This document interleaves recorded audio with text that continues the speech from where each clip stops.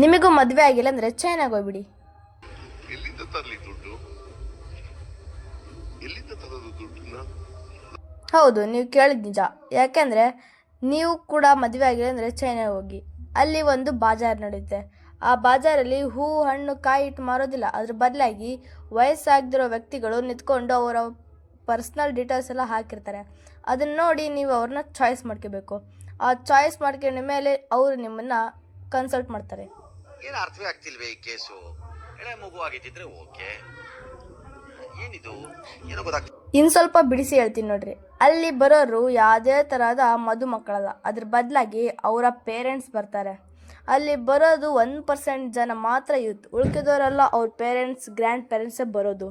So ಈ ಕಾರಣಕ್ಕಾಗಿ ಚೈನಾದಲ್ಲಿ ಗಲಾಟೆ ಕೂಡ ಕಮ್ಮಿ ಆಗುತ್ತೆ. ಸೊ ಈ ಮ್ಯಾರೇಜ್ ಬಗ್ಗೆ ನಿಮಗೇನು ಅನಿಸುತ್ತೆ? ಕೆಳಗೆ ಕಾಮೆಂಟಲ್ಲಿ ಕಾಮೆಂಟ್ ಮಾಡಿ. ಅಪ್ಪೇ ಇದು ಯಾವ್ದೋ ಫ್ಲಾಶ್ ಬ್ಯಾಕ್ ರೆಬಲ್ ತರ ಅಂಬರೀಶ್ ಹಳೇದು ಅಕ್ಕಿಲ್ಲ ಬೆಳೆ ಇಲ್ಲ ಚಕ್ರ ಕತೆ ತಂಗಿದ್ಯಲ್ಲಪ್ಪೇ.